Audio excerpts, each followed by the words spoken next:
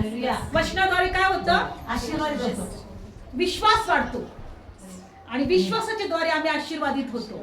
आमेन. कारण विश्वासा वाचून देवाला संतुष्ट करणे अशक्य आहे. आज या वचनातून आपण एक गोष्ट बघणार आहोत.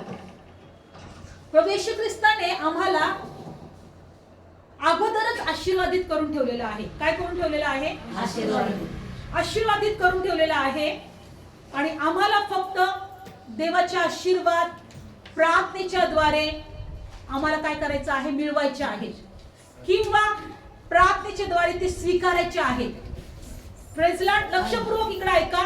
कोणी एकमेकांवर बोलू नका. आपण जेव्हा वचन देवाचं चालू असतं, आपले कान, आपले डोळे, आपलं मन, आपलं हृदय सर्व देवाच्या वचनाकडे लावायचं. कारण जेव्हा तुम्ही देवाच्या वचनाला मान द्याल, देव तुम्हाला मान देईल. आमेन. कारण देवाने आपल्या वचनाला सर्वात उंच केलेलं आहे, श्रेष्ठ समजलेलं आहे. बायबल सांगतं की वचनाच्या द्वारे सगळं काही झालं, असं काहीच नाही की वचनाशिवाय झालं आहे. वचनाने सगळं काही झालंय. तेव्हा वचनाला, कारण वचनच देव आहे. वचन काय आहे? देव आहे. आणि तुम्ही वचनाकडे लक्ष देता म्हणजे देवाकडे लक्ष देता. आमेन. हो की नाही? म्हणून वचन चालू असताना तुम्ही एक लक्षात घ्या की माझं मन इकडं तिकडं भटकलं नाही पाहिजे. इकडं मी बसलोय पण माझं मन घरी काय चाललंय, तो काय तिकडं करतोय, मला इकडं जायचंय, मला तिकडं जायचंय, इथून कधी एकदाच मी निघतोय बाहेर आणि मला संध्याकाळी काय काय कामं आहेत. हो की नाही? ह्या गोष्टी मनात आणू नका. कालच्या परवाच्या 8 दिवसापूर्वीच्या गोष्टी मनात आणू नका. तेव्हा काय झालं होतं, ती अशी मला बोलली होती. हो की नाही? हे मनात विचार आमच्या यासाठी आहेत, सैतान पाठवतो, कारण आमचं हृदय आम्ही देवाकडे लावू नये, देवाच्या वचनाकडे लावू नये. Praise the Lord. कारण की ह्या वचनाच्या द्वारे जर आम्हाला कळालं की वचनामध्ये आशीर्वाद आहे, आरोग्य आहे, जीवन आहे, तर त्या वचन आम्ही सतत त्या वचनावर आम्ही मनन करू, देवाला धन्यवाद देऊ. म्हणून आज या वचनातून एक गोष्ट शिकायचं आहे की देवाने सगळ्या गोष्टी आमच्यासाठी अगोदरच करून ठेवलेल्या आहेत. बघा, एखादं लेकरू मोठं झाल्यानंतर बायबलमध्ये दिलेलं आहे, किंवा जगातल्या गोष्टी आपण जगातलं उदाहरण घेऊ. बापाचा जे काही संपत्ती असते त्याचं वारसदार कोण असतं? लेकरू असतं. हो की नाही? बाप किंवा आई वडील जे काही करतात ते काय म्हणतात? याचा सगळा वारसदार माझं लेकरू असेल. माझं घर असेल त्याचा वारसदार त्याचं लेकरू असतो. शेती असेल त्याचे वारसदार त्याचं लेकरू असतो. किंवा आपल्याकडे जी काही संपत्ती असेल तर आपण मेल्यानंतर काय म्हणतो? माझ्या लेकराला होईल बाई, होईल की नाही? आपण विचार करतो की नाही? तसं आमच्या स्वर्गातील बापाने आमच्यासाठी सगळं करून ठेवले. Amen. Praise the Lord. Hallelujah. तुमच्यासाठी, माझ्यासाठी माझ्या बापाने सर्व काही करून ठेवले. आमेन. आमेन. पण आम्हाला आता फक्त विश्वास ठेवायचे त्या गोष्टीवर, आणि विश्वास ठेवून आम्हाला देवाला धन्यवाद द्यायचे. आम्हाला परिस्थितीकडे नाही बघायचं, आम्हाला आमचं काय दुखतंय त्याच्याकडे नाही बघायचं. बायबल सांगते यशया 53 मध्ये की त्याला बसलेल्या फटक्याच्या माराच्या वळाने तुम्हाला आरोग्य मिळालेलं आहे. काय दिलेलं आहे यशया 53 मध्ये? काढा यशया 53 मध्ये. आज आपण देवाने आमच्यासाठी जे काही केलेलं आहे त्याच्यासाठी देवाला धन्यवाद द्यायचे, देवाचे उपकार मानायचा आहे, त्या वचनावर आम्हाला पूर्ण विश्वास ठेवायचा आहे, म्हणजे आम्ही आशीर्वादित होऊ किंवा वचनाप्रमाणे आमच्या जीवनामध्ये कार्य होईल. लक्षपूर्वक ऐका. जर तुम्हाला आरोग्याची गरज आहे तर ह्या वचनावर विश्वास ठेवा, कारण मी त्याचा अनुभव स्वतः घेतलाय. म्हणून मी तुम्हाला सांगत आहे, मी स्वतः अनुभव घेते. यशया 53 काढूया आपण वचन. चौथं वचन, यशया 53 अध्याय आणि 4थं वचन. खचितच त्याने आमची दुखणी आपणावर घेतली आहे, आमचे दुःख उचलून घेतले आहे. आम्ही त्याला मारलेला, देवाने हाणलेला, पिडलेला असे मानले, परंतु तो आमच्या अपराधांमुळे घायल झालेला होता, आमच्या अन्यायांमुळे तो चेचलेला होता. आमची शांती साधण्याची शिक्षा त्याच्यावर पडली होती. त्याला मारलेल्या फटक्याने आम्हाला आरोग्य मिळालेले आहे. बरं, असं या वचनात दिलंय का त्याला मारलेल्या फटक्याने तुम्हाला आरोग्य मिळणार आहे असं दिलंय का? मिळणार आहे असं दिलंय का? मिळालेलं आहे. काय दिलेलं आहे? मिळालेलं आहे. त्याच्यानंतर स्तोत्रसंहिता 103 मध्ये पण दिलंय की तो तुझे रोग बरे करतो, तुझ्या अपराधांची क्षमा करतो. करणार आहे नाही, करतो. मग आम्हाला काय ठेवायचं आहे? फक्त विश्वास. आम्हाला काय ठेवायचंय? येशू तुम्हाला आरोग्य दिलेलं आहे. धन्यवाद बरं का, तुझे उपकार मानते. माझ्यामध्ये आरोग्य आहे. माझ्यामध्ये काय आहे? आरोग्य आहे. माझे हाडं बलवान आहेत. कारण की स्तोत्रसंहिता लिहिणारा काय म्हणतो? दावीद राजा तो म्हणतो की परमेश्वर माझी ताकद आहे, माझ्या जीवनाचं बळ आहे, माझा प्रकाश आहे, माझं तारण आहे, विपुणाचं भय धरून. म्हणजे तो काय म्हणतो की तो माझ्या जीवनाचं बळ आहे. परमेश्वर माझं काय आहे? जीवनाचं बळ आहे. आम्हाला अगोदरच देवाने आशीर्वाद दिलेले आहेत. फक्त आम्हाला त्याच्यावर विश्वास ठेवायचा आहे.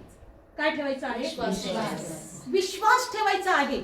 आणि विश्वास ठेवून आम्हाला काय करायचंय?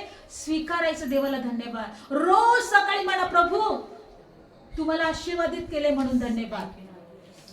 इफिसकरास पत्रामध्ये दिलेलं आहे, जगाच्या स्थापनेपूर्वी त्याने आम्हाला सर्व स्वर्गीय आशीर्वादाने आशीर्वादित केले. दिले इफिसकरास पत्र. काढूया वचन, पहिला अध्याय.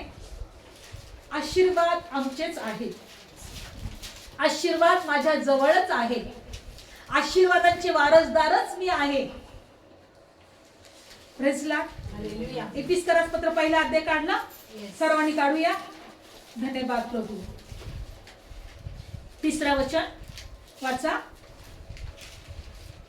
आपला प्रभू येशू ख्रिस्ताचा देव व पिता धन्यवादित असो. त्याचे स्वर्गातील सर्व आध्यात्मिक आशीर्वाद देऊन आपल्याला ख्रिस्तामध्ये आशीर्वादित केले आहे. केले आहे ना? तो केले आहे. तो धन्यवादित असो. काय म्हणत आहे प्रसिद्ध पौल? प्रभू येशू ख्रिस्ताचा देव आणि बाप ज्याने आम्हाला स्वर्गामध्ये प्रत्येक आत्मिक आशीर्वादाने ख्रिस्तात आशीर्वादित केले आहे, तो धन्यवादित असो. मग काय प्रार्थना करायची? धन्यवाद, तू आम्हाला प्रार्थना केली, प्रार्थना ऐकलेली आहे आणि आम्हाला बरं केलेलं आहे, आम्हाला आरोग्य दिलेलं आहे, आम्हाला सर्व आशीर्वाद स्वर्गामध्ये, सर्व आशीर्वाद, सर्व आत्मिक आशीर्वादाने आशीर्वादित. आत्मिक आशीर्वाद म्हणजे तुमचे शारीरिक आरोग्य सुद्धा हे तुमचे आत्मिक आशीर्वाद आहेत. तुमच्या जीवनात शांती असणं म्हणजे आत्मिक आशीर्वाद आहे. तुम्ही नीतिमान ठरले जाणं सुद्धा आत्मिक आशीर्वाद आहे. तुम्ही देवाचं लेकरू ठरलं जाणं म्हणजे सुद्धा आशीर्वाद आहेत. पण तो कशी प्रार्थना करतोय? त्याने आम्हाला ख्रिस्तामध्ये सर्व आशीर्वादित केलेला आहे, तो धन्यवादित असो. काय असो तो? धन्यवादित असो. देवा मला हे आशीर्वाद दे, देवा मला तू बरं कर, देवा मला तू आरोग्य दे, देवा माझ्या जीवनात त्रास आहेत, मला मोकळीकता दे. देव म्हणतोय मी 2025 वर्षापूर्वी तुला दिलंय सगळं. आता म्हणायचं देवा तू मला सगळं दिलंय म्हणून धन्यवाद, मला आरोग्य दिलंय म्हणून धन्यवाद, मला जीवन दिलंय म्हणून धन्यवाद, तुझ्या प्रिय पुत्राला पाठवलं म्हणून धन्यवाद, माझे आजार त्याने स्वतःवर घेतले म्हणून धन्यवाद, माझं मरण त्याने स्वतःवर घेतले म्हणून धन्यवाद. तो धन्यवादित असो. काय दिले इथे? तो धन्यवादित असो. त्याने आम्हाला सर्व स्वर्गीय आशीर्वादाने आशीर्वादित केलेला आहे म्हणून तो धन्यवादित असो. म्हणा ते, बोलत असं. कारण देवाचं वचन काय सांगते? इफिसकरास पत्र 3 अध्यायामध्ये आणि 20 वचन बघा. 3 अध्याय आणि 20 वचन. इफिसकरास पत्र 3 अध्याय आणि 20 वचन. तर आता आम्ही ज्याची मागणी किंवा कल्पना करतो त्यापेक्षा जो आम्हामध्ये कार्य करणाऱ्या सामर्थ्याच्या प्रमाणे फार अधिक करण्यास समर्थ आहे. Yes. आमच्या मागणीच्या आणि कल्पनापेक्षा आमच्यामध्ये त्याच्या सामर्थ्याच्या प्रमाणे जो कार्य करतो तो अधिक करण्यास समर्थ आहे. तो आमच्यामध्ये खूप मोठं कार्य करायला समर्थ आहे. आम्हाला बरं करणं हे साधी गोष्ट आहे, मेलेल्यातून उठवणं पण साधी गोष्ट आहे, पण त्यापेक्षा आमच्यामध्ये मोठ्या गोष्टी करायला तो समर्थ आहे. फक्त विश्वास पाहिजे. बायबल सांगतं की जे डोळ्याने दिसतं ते क्षणिक आहे, पण जे सार्वकालिकासाठी देवाने आमच्यासाठी तयार केलंय ते काय आहे. करिन्थकरास पत्रामध्ये दिलेलं आहे की काढूया आपण वचन. काय दिलेलं आहे वचनाकडे पाहूया आपण. आज देव आपल्याला काहीतरी शिकवत आहे. करिन्थकरास पत्र 4 अध्यायामध्ये 18 वचन. करिन्थकरास पत्र, सगळ्यांनी लक्ष द्या. जर देवाने तुम्हाला आशीर्वादित करावं असं वाटत असेल, आरोग्य द्यावं असं वाटत असेल, देवाची कृपा तुमच्या जीवनात असावी असं वाटत असेल, ते देवाच्या वचनाकडे लक्ष द्या. 2 करिन्थ 4 अध्याय 18 वचन. ज्या गोष्टी दिसतात त्याकडे आम्ही लक्ष लावत नाही, ज्या दिसत नाही त्याकडे दृष्टी लावतो, कारण ज्या गोष्टी दिसतात त्या अल्पकाल राहणाऱ्या आहेत, परंतु ज्या दिसत नाही ते सर्वकाळ राहणाऱ्या आहेत. आमेन. कोणत्या गोष्टीकडे आम्ही लक्ष लावतोय? मला दिसत नाही त्या. बोला, दिसत नाही त्या. दिसत नाही त्या. कारण दिसणाऱ्या गोष्टी क्षणिक आहेत, पण न दिसणाऱ्या गोष्टी सार्वकालिकाच्या आहेत. तुमचे आशीर्वाद तुम्हाला दिसत नाही, पण लक्ष लावा ना. Yes. तुमचं आरोग्य तुम्हाला दिसत नाही, पण त्याकडे लक्ष लावा ना. आमेन, आमेन. दिसणाऱ्या गोष्टी क्षणिक आहेत, तुमचे आजार क्षणिक आहेत, तुमची जीवनातली अशांती किंवा तुमच्या जीवनातले त्रास मला क्षणिक आहेत. त्यात मला दिसतात ते क्षणिक आहेत, पण जे न दिसणाऱ्या गोष्टी सार्वकालिकाच्या आहेत त्याकडे आम्ही दृष्टी लावतो. आणि त्या कोणत्या आहेत? तुला स्वर्गातल्या सर्व आशीर्वादाने आशीर्वादित केलेले आहे. बघा एक उदाहरण. अब्राहम 75 वर्षाचा होता तेव्हा म्हाताराच झाला होता तो ऑलरेडी, आणि देवाने त्याला वचन दिलं, अब्राहमा, तुझ्या संततीच्या द्वारे मी पृथ्वीवरचे सर्व राष्ट्र आशीर्वादित करेन. तुझी संतती वाळूच्या कणा इतकी होईल. अब्राहमा, तुझी संतती आकाशातल्या ताराप्रमाणे होईल. अब्राहमाने विश्वास ठेवला.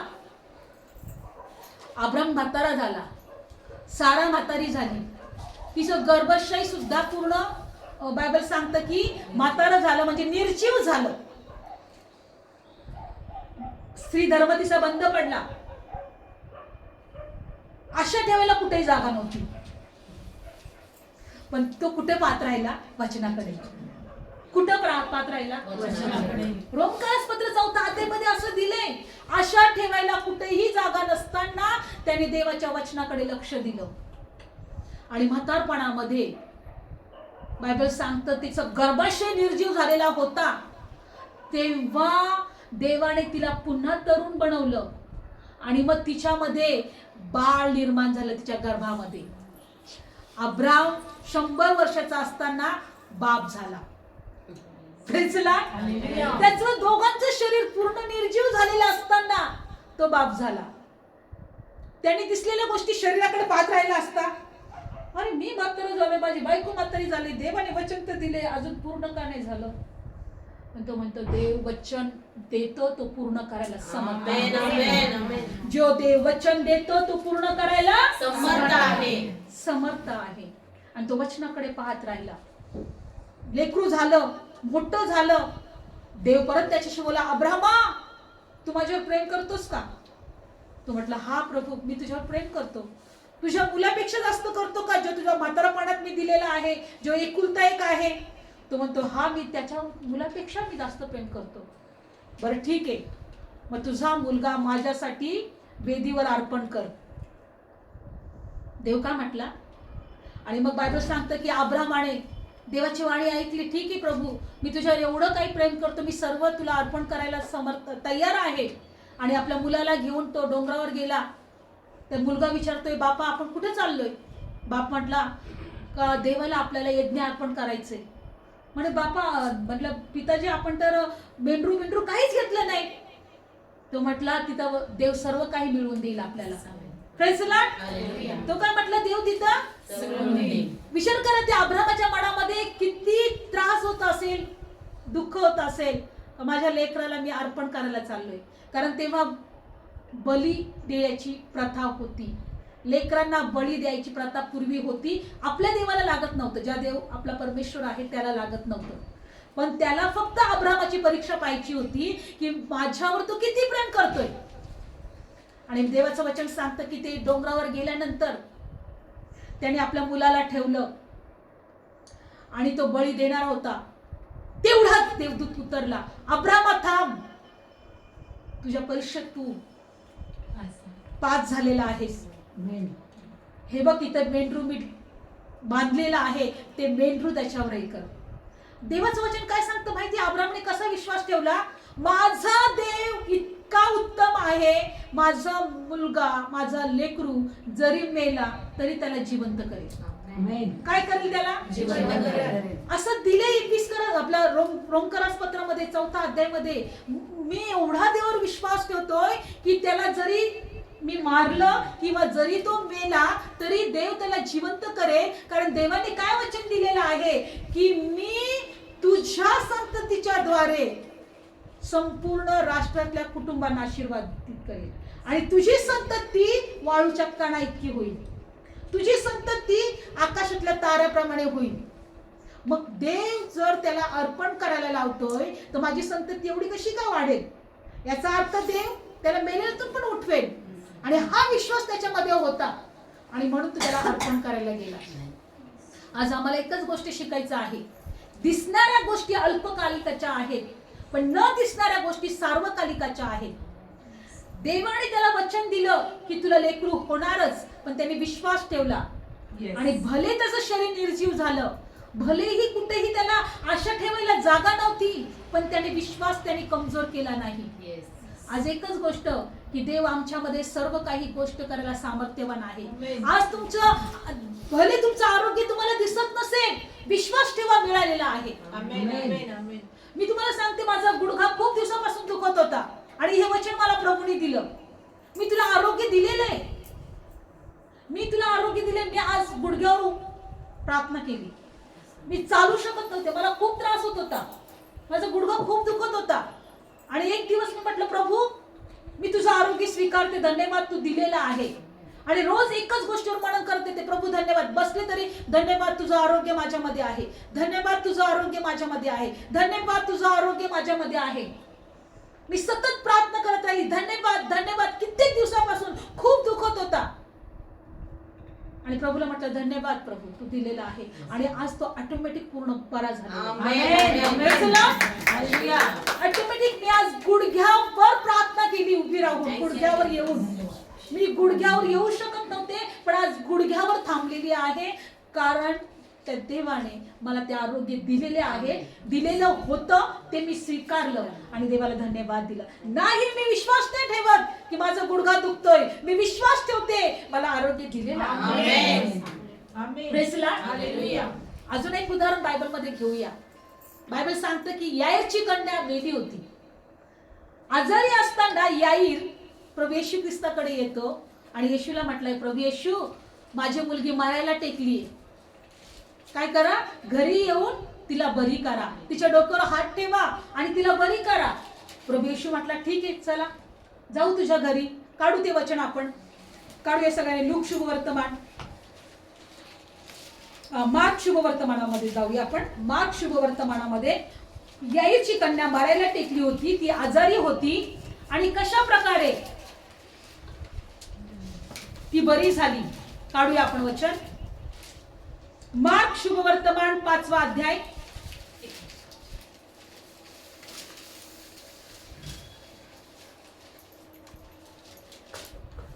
काढलं सर्वांनी? 22 वचनापासून सुरुवात करूया.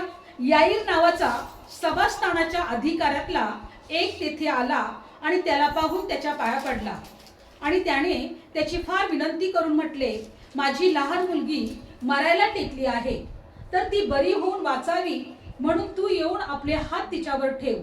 मग तो त्याच्या बरोबर गेला आणि मोठा समुदाय चालला आणि ते दाटी करून त्याला भिडू लागले. आणि बघा बायबल सांगतं की तो त्याच्या बरोबर चालू लागला. कोणाबरोबर? याईर बरोबर. पुढे काय झालं? आणि आपण डायरेक्ट वाचूया 35 वचन. 35 काढूया. आणि तो बोलत असता सभास्थानाच्या अधिकाऱ्याच्या इथून कोणी आले व म्हणाले, तुझी मुलगी मरण पावली आहे, गुरुला आणखी श्रम कशाला देतोस? त्याच्या घरून काय बातमी आली? तुझी मुलगी मरण पावली. आता येशूकडे आल्यानंतर ती तिकडे मरायला पाहिजे का? नाही. नाही मारायला पाहिजे ना. आता येशू तर घरी चाललाय आणि बायबल सांगतं की प्रभू येशू त्या घरी जायला निघाला, पण घरून बातमी काय आली? गुरुला श्रम देऊ नको, मुलगी मेली. तुम्हाला अनेक बातम्या मिळते सैतानाकडून, बरं होणार नाही, तुझा विश्वास कमजोर आहे, तू काहीतरी चुकीचे काम केले म्हणून तुला आशीर्वाद मिळत नाही. देवाला तुला आशीर्वाद द्यायचंच नाहीये, तुला बरं करायचंच नाहीये. काहीतरी गोष्टी तुझ्यामध्ये चुकीच्या आहेत. बघा बायबल सांगते की तिथून घरून एक बातमी आली की गुरुला श्रम देऊ नका, मुलगी आता मेली आहे. पण येशू काय म्हणतो बघा, 36 वचन. तेव्हा येशू त्या सांगितलेल्या शब्दाकडे लक्ष न देता सभास्थानाच्या अधिकाऱ्याला म्हणाला, भिवू नको, विश्वास मात्र कर. मेली होती, पण येशू काय म्हटला? विश्वास. म्हणू द्या हो, घरची परिस्थिती किती पण खराब होऊ द्या, बिघडू द्या, तुमचे जीवन बिघडू द्या, तुमचे जीवनामध्ये त्रास वाढू द्या. आजार जास्त त्रास देतो का तुम्हाला? देणारच तो, कारण तुमचा विश्वास त्याला कमजोर करायचे, तुम्हाला देवापासून त्याला दूर करायचे. देवाचं वचन काय सांगतं की प्रभू येशू म्हटला की भिवू नको. म्हणा तुम्ही एकमेकांना भिवू नका, भिवू नका. विश्वास मात्र धरा. विश्वास मात्र धरा. भिवू नका, भिवू नका. विश्वास मात्र धरा. Praise the Lord. हालेलुया. मुलगी मेली आणि येशू असं म्हणतोय. पुढे वचनात काय दिले बघा, वचनामध्ये पुढे दिलंय. आणि मग तेव्हा पुढे काय झालं? 38 वचन, 37 वचन. मग पेत्र, याकोबाचा भाऊ योहान याच्याशिवाय कुणाला आपल्या मागून येऊ दिले नाही. आणि ते सभास्थानाच्या अधिकाऱ्याच्या घरी आले तेव्हा रडत असलेले, फारच आकांत करीत असलेल्या लोकांची गडबड त्यांनी पाहिली. कोण पाहिले त्यांनी? रडत असलेले आणि आकांत करत असलेले, गडबड चालू होती. आणि खूप, अरे त्याचा बाप आला, आणि ते प्रभू येशूला पण घेऊन आला, अरे बाबा तिकडं काय झालं. आणि मग अजूनच त्याच्या बापाला बघून रडत असतील, हो की नाही? आपले लोक बघून असं होते की नाही माहितीवर, कोणी प्रिय व्यक्ती त्या आला का जास्तच रडायला सुरुवात करते. तसं ते याईरला बघून अजूनच जोरात आकांत. बायबल सांगतं काय दिले तिथं? मोठा आकांत, फारच आकांत. आणि लोकांची गडबड त्याने पाहिली. आणि पुढं काय झालं? 39. मग तो आत जाऊन तो त्यांना म्हणाला, तुम्ही कशाला गडबड करता? का रडता? मूल मेले नाही, झोपेत आहे. काय म्हटलं तो? झोपेत आहे. पुढे बघा. तेव्हा ते तिरस्कार करीत त्याला हसू लागले. पण तो त्या सर्वांना बाहेर घालून मुलीचा बाप, तिची आई, आपल्या बरोबर जे होते त्यांना घेऊन, मुलगी पडली होती तिथे आत गेला. बघा, ते तिरस्कार करीत त्याला हसू लागले. काय करू लागले? तिरस्कार करत त्याला हसू लागले. आमच्या घरचे लोक परिस्थिती जर बिघडली तर कदाचित हसतील, तिरस्कार करतील. काय विश्वास ठेवताय? बिघडली सगळी काय परिस्थिती, प्रार्थना करत होतो, पण कुठं काय होतं? अजूनच काय ना काहीतरी गोष्टी घडत चाललेत, बिघडत चाललेली आहे, मनासारखं काहीच होत नाहीये. ही परिस्थिती आम्हाला हसते, परिस्थिती आमचा तिरस्कार करते. कदाचित सैतान या गोष्टी घडवून आणतोय, आमचा तिरस्कार व्हावा किंवा आम्ही कुठंतरी कमजोर पडावं. बायबल सांगते हसत होते लोक. काय तिकडे मुलगी मेले आणि हे म्हणतात ती झोपली, एवढं पण कळत नाही का आम्हाला? लोक काय म्हणत असतील? आम्हाला एवढं पण कळत नाही का झोपलेलं लेकरू कसं असते आणि मेलेलं कसं असते? बोलत असतील की नाही आणि हसत असतील. काय काय लोक आहेत हे, यांना वेड लागले, हे ख्रिस्ताकडे आले, प्रार्थनेला जातात, यांना वेड लागले. आमचे नातेवाईक असतील, शेजारी असतील, आम्हाला ओळखणारे लोक असतील, वेड लागले. काय यांच्या जीवनात अजून काहीच बदल होत नाही, यांची परिस्थिती अजून काहीच बदलत नाही, बिघडली आहे. काळजी करू नका. मुलगी मेलेली आहे का? भिवू नको, विश्वास मात्र धर. Praise Lord. हालेलुया. आणि देवाचं वचन सांगतो प्रभू येशू या तिघांना घेऊन गेला, मुलीचा बाप, आई आणि त्याच्याबरोबर त्याचे शिष्य. आणि 41 वचन, मग मुलीचा हात आपल्या हातात घेऊन तो तिला म्हणाला, तलिथा कुमी, म्हणजे मुली मी तुला सांगतो उठ. आणि ती लागलीच उठून चालू लागली, कारण ती 12 वर्षाची होती. आणि लागलीच ते मोठ्या विस्मयाने आश्चर्य पावले आणि हे कुणालाच कळू नये अशी त्यांनी निक्षून आज्ञा दिली. ती उठून चालू लागली. हालेलुया. येशू काय म्हटला? मुली उठ उठ उठून चालू लाग. मुली उठ. आणि ती उठून चालू लागली. मुली उठ. आणि ती उठून चालू लागली. परिस्थितीला बोलायला शिकायचं. येस. परिस्थितीला बोलायला शिकायचं आम्हाला. बोला, आजार बरा हो. येस. कारण ती आमचं दुखणं नाही, येशूने स्वतःवर घेतलेलं आहे. येस. गरिबी निघून जा माझ्या जीवनातून, आमेन. कारण माझा देव दरिद्री झाला, मी धनवान व्हावं म्हणून. Yes. Praise the Lord. Hallelujah. अविश्वास निघून जा, कारण विश्वासाच्या द्वारे मला सगळं मिळणार आहे. आमेन. बायबल सांगतं ज्या गोष्टी दिसत नाही त्या सार्वकालिकाच्या आहेत, पण दिसणाऱ्या गोष्टी अल्प आहेत, क्षणिक आहेत. ती मरण पावली होती, हे क्षणिक होतं, पण येशू उठवणार होता, हे सार्वकालिकाचं होतं. Praise the Lord. तुमचे आजार, तुमची दुखणी, तुमची बिमारी, तुमचे सगळे त्रास, तुमची जी काही वाईट परिस्थिती क्षणिक आहे, पण आशीर्वाद सार्वकालिकाचे आहे. आमेन. डोळ्याला दिसत नाहीये, विश्वास ठेवा. ज्या गोष्टीवर तुम्ही विश्वास ठेवाल त्या गोष्टी तुमच्या जीवनात होतील. पण तुम्ही परिस्थितीकडे पाहता का? तुम्ही आजाराकडे पाहता का? तुमच्या दुखण्याकडे तुम्ही पाहता का? रोज रोज एकच म्हणते की बाई किती त्रास आहे मला, किती दुखणं आहे मला माझं किती दिवसापासून आजारी आहे, बरं होत नाहीये. आणि तुम्ही त्या आरोग्याकडेच पाहायलाच तयार नाही जे दिलेले, आशीर्वादाकडे पाहायलाच तयार नाही जे दिलेले. मुलगी जरी मेली तरी विश्वास मात्र धर, भिवू नको.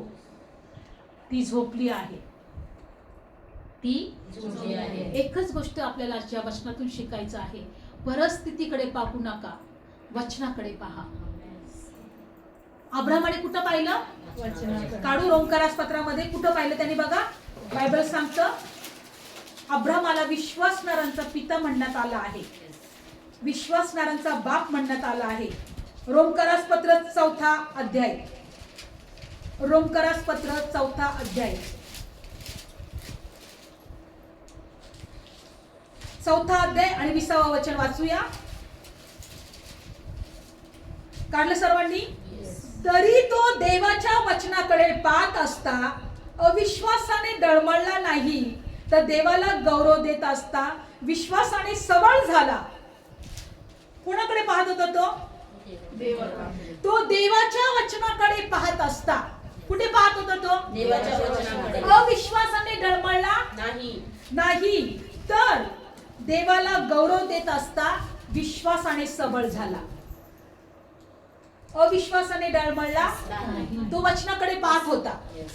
म्हणा मी वचनाकडे पाहीन. मी वचनाकडे पाहीन. तुमच्या जीवनात आशीर्वाद पाहिजे, आरोग्य पाहिजे, येस. वचनाकडे पहा. आमेन. आज तुमच्या घरात खायला काही नसेल, पण म्हणा मी धनवान आहे. Yes. Amen. Praise Lord. Hallelujah. आज तुम्ही छोट्याशा घरात राहत असाल, पण म्हणा मी मोठ्या घरात राहणार. आमेन. म्हणा. मी तुम्हाला सांगते ज्या ज्या ठिकाणी आम्ही प्रार्थनेला गेलो, मी तिथं नेहमी त्या ठिकाणी मनात म्हटलेली आहे हे घर बदलेल, ह्या घरामध्ये मोठ्या भिंती असतील किंवा मोठा छत असणार आणि ते झालेलं होतं, झालेलं आहे ते. कारण का आम्ही त्या घराकडे नाही पाहत, देवाने जे आशीर्वाद दिले त्याकडे आम्ही पाहतो. तुम्ही पाहायला शिका. मी जेव्हा विश्वासात आले तेव्हापासूनच मी एक विश्वास ठेवला, माझी लेकरं सेवा करतील देवाची, ते देवामध्ये विश्वासामध्ये स्ट्रॉंग असतील आणि एक चांगल्या लेवलमध्ये असतील. मी जेव्हा मला वचन कळालं तेव्हापासूनच मी सुरुवात केली पाहायला की माझी मुलं कुठं असले पाहिजे. आणि त्या ठिकाणी नंतर मी पाहिलं तो वचनाकडे पाहत होता. तुम्ही वचनाकडे पाहायला शिका. बायबल सांगते की येशू त्याच्या जवळ होता, मुलगी मेली होती, पण त्याने वचनाकडे पाहिलं. भिवू नको, विश्वास मात्र धर. परिस्थितीकडे पाहिलं का? लोकांकडे पाहिलं का? जे डोळ्यांनी पाहून आले होते की मुलगी मेलेली आहे, त्या गोष्टीकडे पाहिलं का? नाही. मला एक गोष्ट खूप आवडते, आज आपण तुम्हाला नेहमी सांगते, मगाशी पण सांगितलं की आपल्या बापाने आपल्याला सगळ्या आशीर्वादाचे वारसदार करून ठेवलेले आहे. त्या दिवशी मी वचन ऐकत होते आणि विकास मस्ती सांगत होते. ते नेहमी सांगत असतात का बापाचं प्रेम कसं आहे आणि नेहमी आपल्या मुलींचं उदाहरण देत असतात.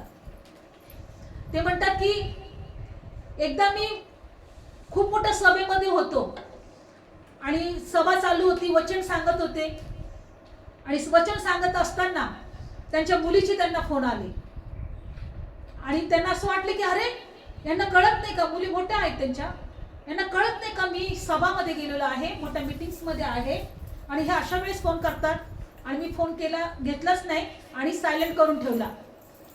तर त्यांचा मेसेज तिकडनं आलाय, पप्पा आम्ही या ठिकाणामध्ये ह्या वस्तू घेतलेल्या आहेत, ऑनलाईन पेमेंट करा. ते म्हणतात की मी मेसेज देता इकडे ऑनलाईन पेमेंट करून टाकलं. बाप आपल्या लेकरांची अशी काळजी घेतो. मी इथे होतो पण त्यांनी किती अधिकाराने ते म्हटले की पप्पा आम्ही इथं दुकानात आहोत, ऑनलाईन पेमेंट करा, आम्ही ह्या वस्तू घेतल्या. किती बापावर त्यांचा किती विश्वास आणि किती अधिकार.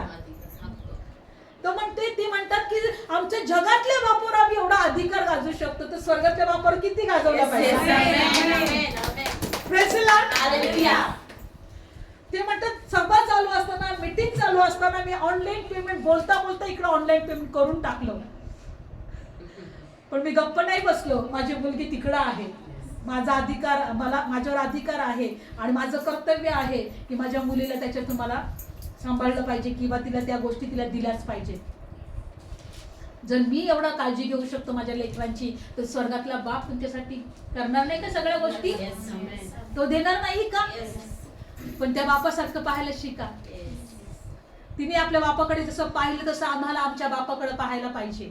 त्या लेकरांनी जसं त्यांच्या बापाकडे पाहिलं तसं आमच्या बापाकडे आम्ही पाहिलं. आमचा बाप आम्हाला सर्व काही द्यायला समर्थ आहे. Praise the Lord.